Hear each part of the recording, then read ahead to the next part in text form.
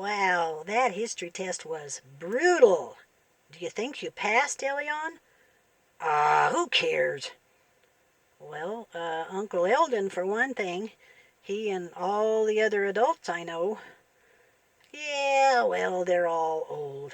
I'm interested in what's going on now. I don't need to know anything about what happened years and years and years ago. Uh, you don't think a understanding of history is important to ruling a country?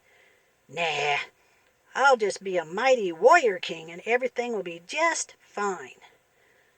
Oh, Elion, I'm not sure that'll work out too well. Why not? It worked for King David in the Bible. It did? Sure.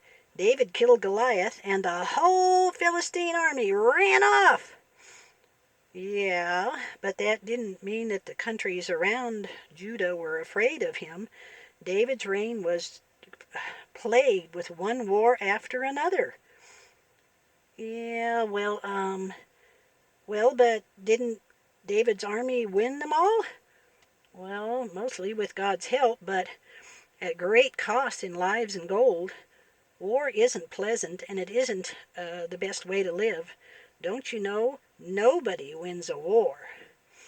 Well, yeah, but I was thinking I'd fight the battles myself. I wasn't thinking about other people dying. I guess that isn't going to work, is it? No.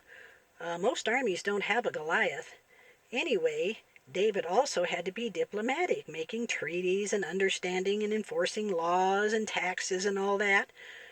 Elion, I think the king needs to know history in order to understand how things got the way they are and to avoid making the mistakes by previous kings.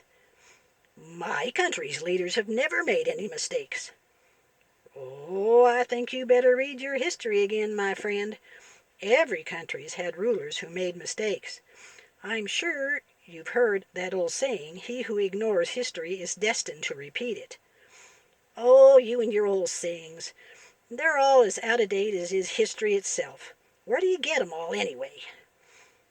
Well, from listening to my grandfather and his friends, including your great-uncle Eldon. Well, why do you bother to listen to them?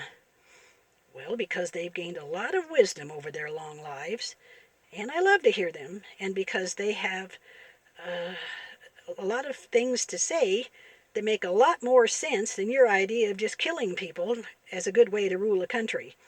Anyway, God's word says to listen to them. What? No way. Oh yes, especially in Proverbs. Chapter 6, verse 20 through 23 says, My son, keep your father's commandment, and forsake not the law of your mother. Bind them continually upon your heart and about your neck. When you go, it shall lead you. When you sleep, it shall keep you.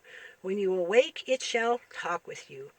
In chapter 13:1 it says, A wise son hears his father's instruction, but a scorner heeds not rebuke.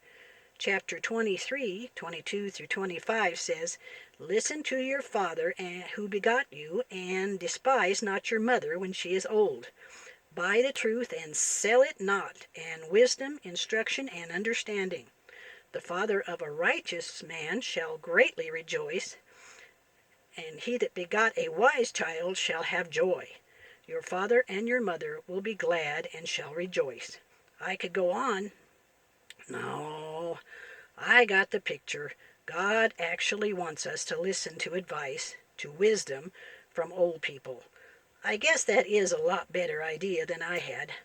I was just looking for a way to get out of studying history. Pretty lame, huh? You think?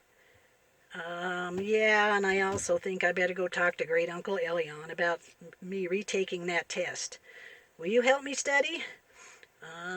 Maybe we better both study some more before we take that test again.